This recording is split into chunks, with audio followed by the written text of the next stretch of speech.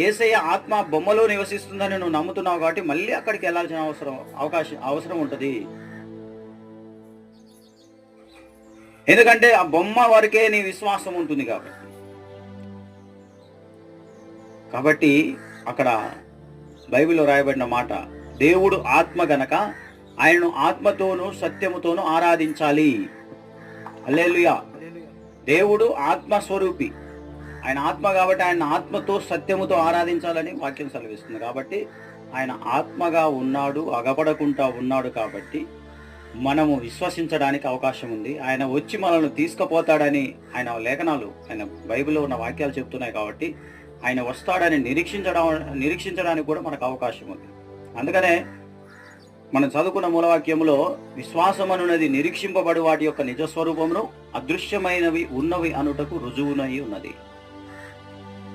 కాబట్టి